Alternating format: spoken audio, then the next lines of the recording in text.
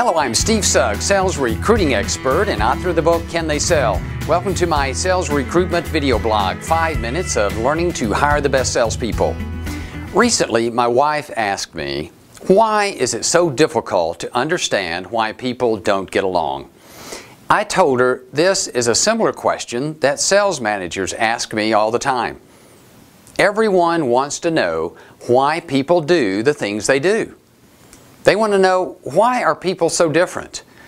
Why are my kids, who are only 3 years apart in age and who experience basically the same childhood, so completely opposite? They want to know things like, why do candidates interview well and when they get on the job behave differently? And why can some people who perform well in sales not manage salespeople? Answering these questions may be easy for a trained psychologist, but what if I'm a parent or a manager and all I want is enough information to raise my children or hire and coach my salespeople? I wish the answers to these questions were simple, but they're not.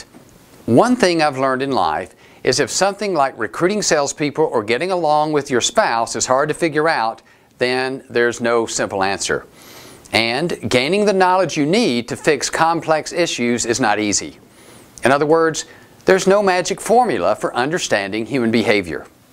There is, however, some basic human behavior knowledge that if you learn it, it will help everyone get along better and will help you become a better recruiter and coach of salespeople. I only have time in this short blog to give you a bit of encouragement and the highlights of basic human behavior. There are 5 dimensions of human behavior. If you learn and gain understanding of these 5 dimensions, it'll help you diagnose why people do the things they do. The first dimension is attitudes. Under this dimension are 2 basic attitudes. One is a positive or negative image of oneself as a person. The degree to which we think positively of ourselves comes out in our actions toward others. The things that come out of our mouth are the things that are in our hearts. So change your inside, and the way you speak to and treat people will change. The second attitude is our passion for solving the problems around us using our natural talents. If we use our natural talents to help others at home and at work, we have high levels of success in both places. The second dimension is motivations. How driven are we to bring about change in our lives? Are we driven to change our situation financially, physically, our health, our appearance? Are we driven to change our situation spiritually and relationally? Are we driven to leave our community and world better than it was when we came into it? The third dimension of human behavior is character. We're all products of our environment.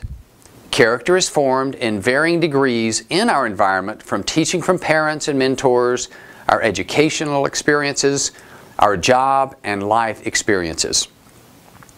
We come into this world as needy and selfish human beings.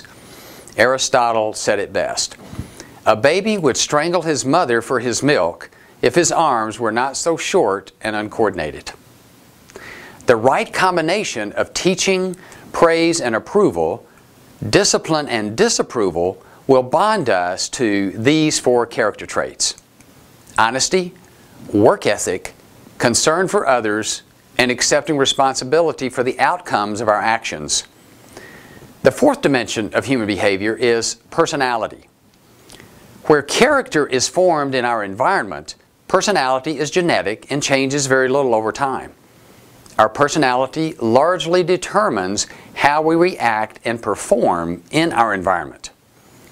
Personality determines the pace, the intensity, and confidence with which we approach work and our circumstances. Job duties and tasks outside of our job, which are in line with our personality, require less energy to perform. Conversely, if job duties or life situations require a different personality trait than we possess, it takes a lot of energy to perform the task or overcome the challenge. We tire easily while performing duties which are outside of our natural personality tendencies. The fifth dimension of human behavior is competencies or skills. When we study and learn a skill or gain knowledge in specific areas, these competencies improve our self-image and cause us to approach tasks with a greater level of energy. These competencies increase our productivity. Now, productivity is not only tied to knowledge or a specific skill, because the degree to which a person possesses high levels of the other four traits of attitudes, motivations, character traits, and personality traits will have a greater impact on productivity than knowledge and skill development.